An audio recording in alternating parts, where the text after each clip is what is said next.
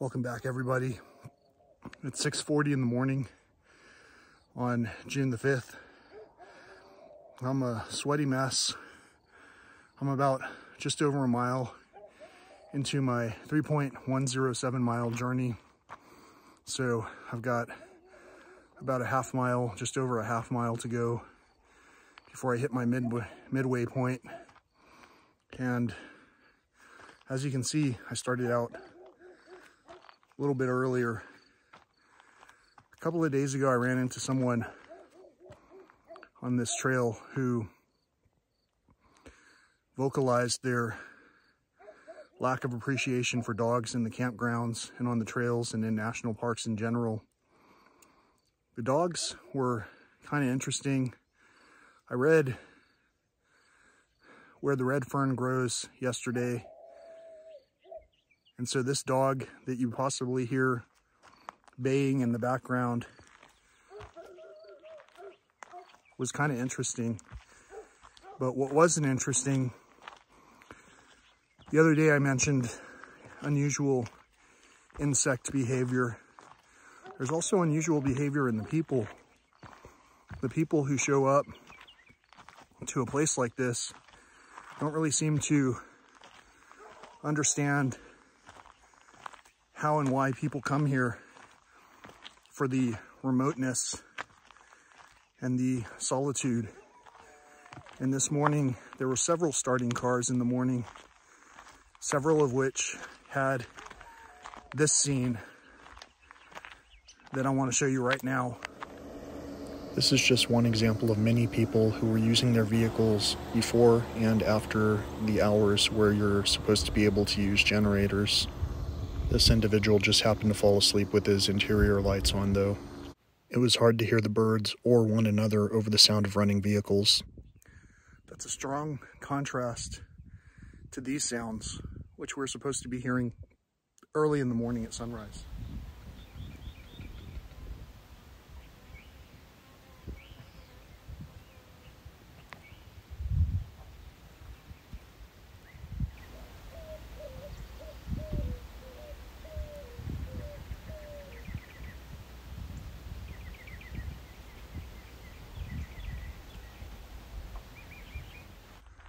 You may or may not notice, but once again, it's been a relatively bug-free experience. And a lot of people in my circles who don't seem to come and visit this place frequently enough, even if they're master naturalist certified, don't seem to notice the sharp downturn in the amount of insects and other wildlife that normally would be present in this formerly healthy ecosystem. I'm not saying it's a bad ecosystem, but it is highly challenged. And it's not just from the people visiting the parks. In fact, in some ways, the people visiting the parks might be the only way that some of these animals get to have some kind of food. As soon as I said that, I thought I might as well clarify. Cars arrive sometimes with bugs on their bumpers, and sometimes you can see birds picking off the bugs of bumpers. And frequently during these drier seasons, you can see birds tending to the emissions pipes and cooling systems of vehicles where droplets of water are falling to the ground.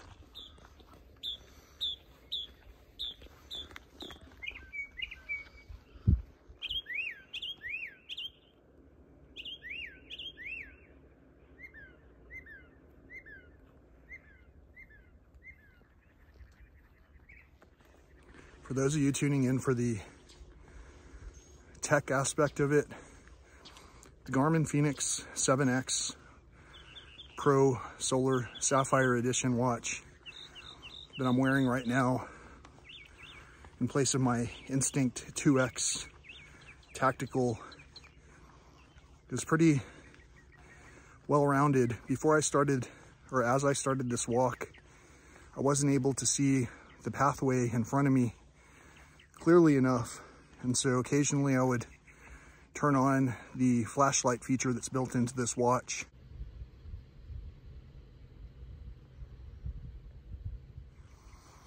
And that allowed me to see some objects and double check that they weren't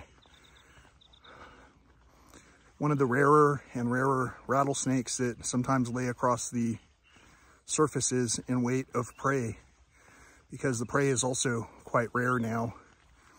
But either way, the red light feature that's built into this watch is great for preserving night vision capabilities. I don't think it's as robust as the green light in terms of being able to identify shapes and alternate colors in wildscape places like this where the vegetation is green. Here's the red light from the Phoenix watch that I'm wearing right now. And here's the green light from the Instinct 2X Tactical, just for comparison. It did the trick. So for those of you on the fence, wavering between the two options, I'd say the built-in red light and of course the regular white flashlight that's built in is more than sufficient for traversing short periods of distance where you don't necessarily want to carry a flashlight. I didn't want to carry a flashlight today because here we are at the arrival of sunrise, and I didn't really stir up a whole lot of wildlife today. In the past at this time, pre-dawn, you would see all kinds of things. Foxes, cottontails, occasional skunk, sometimes a ringtail, definitely some insects, especially if you had any kind of a good odoriferous quality to you. And I definitely could use a shower. Today's the day that I finish the fresh produce that I brought with me and re-up my stock at the Cottonwood store in Studi Butte. And I'm gonna make it another round of super healthy food. Some people complain the prices are a little high at Studi Butte. I've got to imagine it took great effort by great people to get these great treats to such a remote location. And so I do my best to make sure none of it goes to waste and to not really complain about the pricing on the items. Pricing is usually something that as a poverty mindset person I was always concerned with.